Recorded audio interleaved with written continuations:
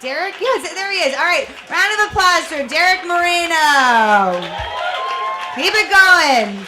He's the there we go, Derek Moreno.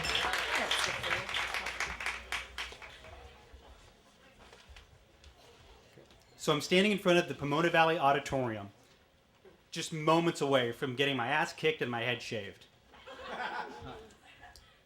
It's 1984 and I'm 17. I'm living in Palm Springs. Palm Springs at the time was like a retirement community, kind of like Florida West, not very teen friendly. There were basically two activities for kids my age, drinking and fucking. I was gawky, awkward, geeky, Mexican with a mullet. So those two activities were kind of off the table for me as well. So all I had really was music. There was one decent record store, and I spent thousands of hours and thousands of dollars at it. One of the things, my best friend Dave introduced me to this band called Agent Orange. They were an Orange County surf punk band. Now, to the world, the facade I showed was polite, quiet, amiable, all fuzzy, soft, rounded edges. And Agent Orange was not that. They were all hard, aggressive, typical thrash, surf punk, as fast as you can play, who cares if you get the chords right kind of music. And I love them. They were everything to me. They were the soundtrack for that summer for me. I wore out 2 copies of their EP, Living in Darkness. Any mixtape I made at that point was guaranteed to have the song Blood Stains as one of the first 3 songs, even if I was giving it to a girl I liked. I lived, died, and breathed for them. I mean, I suffered permanent hearing loss for that band. So when Dave comes into my house clutching the LA Times calendar section and said, Agent Orange is playing Pomona, I only had one question. Where's Pomona?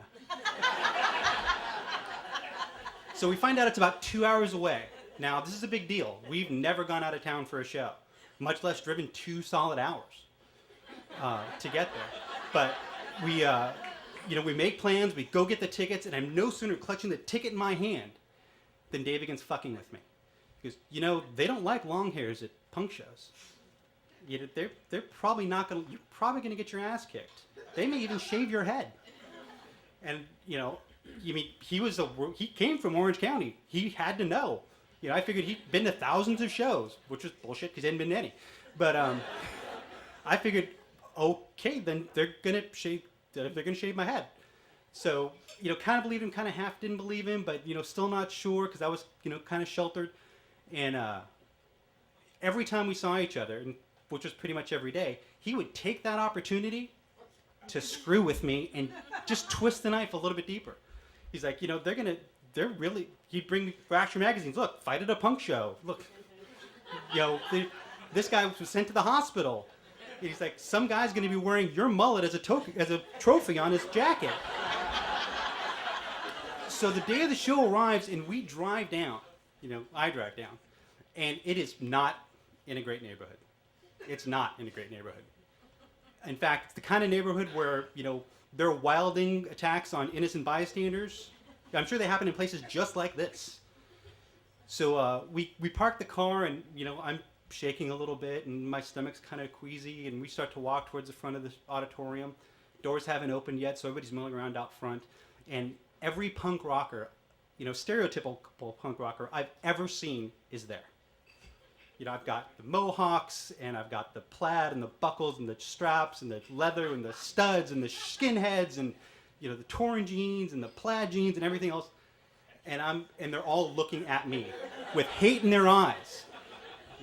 Because I'm literally, even amongst the women, I have the longest hair there. And every time somebody walks by smoking a clove cigarette, Dave elbows me. He goes, "Dude, he's mad dogging you." Somebody else walks by, dude, he does not like you. And so I'm shaking. I'm just, trying to make myself as small as possible, not make eye contact with anybody, keep my head down, and and just try to not draw attention to myself. And then the doors open, and the crowd starts pushing forward and milling towards the front of the door, and giving tickets and getting inside and getting frisked. My first time being frisked at a show, and we get closer and closer, and I'm thinking, okay, great. If I run away right now, I can go drive my car around for a couple of hours and pick Dave up after the show. No, screw Dave. He got me into this. He's gonna have to find his own way home.